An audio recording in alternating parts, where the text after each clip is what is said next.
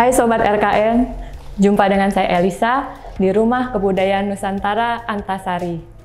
Topik kita pada hari ini adalah merawat kemajemukan melalui arsitektur Nusantara.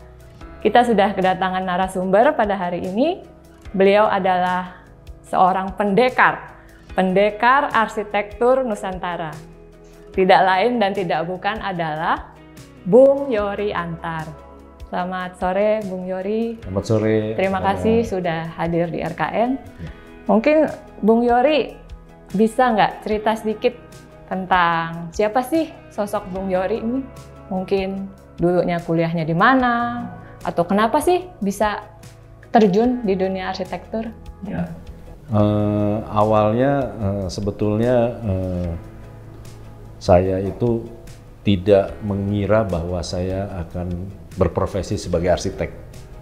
Karena dari kecil dunia saya itu dunia dirgantara. Karena ayah saya, almarhum Han Awal, itu arsitek lulusan Jerman, memberi nama saya Yory Antar dari antariksawan Yuri Gagarin yang mengantariksa tahun 61. Tapi saya lahirnya 4 Mei 62. Dan kemudian sebetulnya saya kuliahnya tuh di jurusan mesin UI pertama kali, ya. Dan ternyata kok saya merasa nggak bisa menghayati, nggak bisa memahami, menjiwai gitu. Dan nilai saya ya nggak bagus gitu. Daripada itu ya saya pindah aja ke jurusan arsitek. Nah ternyata saya menemukan, loh ini kan keseharian saya sudah sangat familiar begitu. Sehari-hari yang saya temukan juga arsitektur gitu ya. Jadi bagi saya ternyata sedari kecil tanpa saya sadari saya sudah memahami dunia arsitektur. Karena ayah saya dulu juga selalu memberikan mainan saya Lego yang nyusun-nyusun begitu kan, nyusun apa saja jadi 3 dimensi dan sebagainya begitu loh. Saya kuliah di jurusan arsitektur UI dan saya lulusnya tahun 89 begitu. Dan setelah lulus saya bikin grup Forum Arsitek Muda Indonesia. Itu semacam grup diskusi untuk arsitektur gitu. Awalnya tentu keseharian saya diskusinya sama ayah saya. Jadi ayah saya kerjaannya sering debat aja karena kita beda generasi ya. Jadi pokoknya ayah saya ngomong A, saya ngomong B. Ya. Tapi dari situ terlihatlah itu adalah sebuah diskursus arsitektur. Dan kemudian saya lanjutkan dengan teman-teman arsitek. Jadi kami pada saat awal-awal berprofesi jadi arsitek itu tentunya medan yang kami hadapi, kami harus punya jati diri, punya kepribadian, punya karakter, dan harus juga dikenal ya. Makanya kita bikin pameran. Karena kalau tidak, profesi arsitektur kita pada saat itu didominasi oleh arsitek-arsitek asing, arsitek-arsitek luar begitu. Ya, dan kalau kita tampil dengan nama biro, kadang-kadang arsiteknya malah ngumpet di belakang nama biro. Makanya di dalam Arsitek Muda Indonesia, setiap arsitek harus berani menampilkan jati dirinya. Dan jangan takut kalau dikritik. Dikritik itu udah harus keharusan, artinya apa? Kita mendapat masukan. Ya. Dan itulah menjadi bagaimana kita bisa berkembang, bisa kritis. Dan kami juga melakukan banyak perjalanan karena pasti di era-era seperti itu kami sangat gelisah ya. Arsitektur Indonesia tuh mau dibawa kemana dan yang mana arsitektur Indonesia. Begitu. Jadi kami mencari jawaban itu dengan melakukan perjalanan ke luar negeri, melihat arsitektur-arsitektur, karya-karya arsitek-arsitek hebat begitu.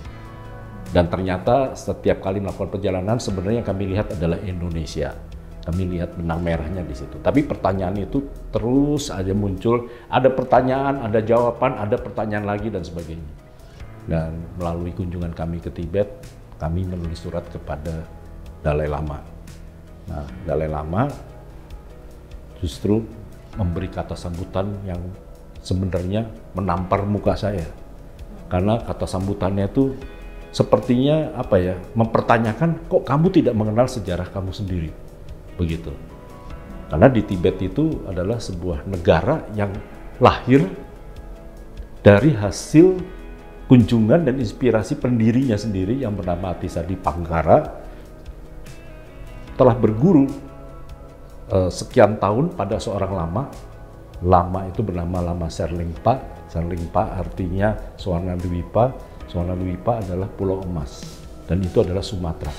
Dan Lama Serlingpa itu dikenal juga sebagai Dharma Kirti.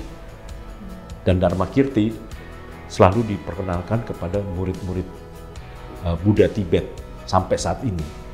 Jadi kelahiran negeri Tibet tidak terlepas dari perannya Dharma Kirti. Dari situ saya bertanya, kok saya tidak kenal sama Dharma Kirti? Artinya, kita tidak mengenal sejarah kita sendiri. Dan saya beruntung, buku itu saya serahkan sendiri dan Dalai Lama yang mengundang kita ke India, ke Dharamsala. Dan saya bertemu dengan Dalai Lama sendiri, menyerahkan bukunya, dan di situ bagi saya luar biasa sekali ya. Saya ini kan rombongan arsitek bersama Enrico Soekarno, Jai Subiakto, Kris Warnoko, kok malah diterima secara resmi sama Dalai Lama. Kami ada 5 hari di Dharamsala, tinggal menjadi tamunya Dalai Lama. Padahal background kita cuma arsitek yang hobinya motret, kok jadi serius banget. Tapi semenjak kami kembali, ini rasanya bukan suatu kebetulan, begitu loh. Dan disitulah kami mencoba menelusuri. Ternyata selama kami melakukan perjalanan arsitektur ke luar negeri, lupa melihat arsitektur kita sendiri. Dan disitulah kami melakukan perjalanan melihat arsitektur Batak Toba, arsitektur Nias yang luar biasa, ya, kemudian arsitektur Toraja. Dan dalam perjalanan ketiga kami khusus ingin melihat NTT, melihat arsitektur Flores dan Sumba. Dan di Flores lah itu kami menemukan sebuah desa yang nyaris tidak ada pemberitaannya di media-media. Bahkan lokasi desa itu sendiri orang NTT tidak tahu di mana. Desa itu harus dicapai dengan berjalan kaki selama 8 jam dan tidak ada jalan. Dan nyampe di sana ternyata desa itu bernama Wairebo.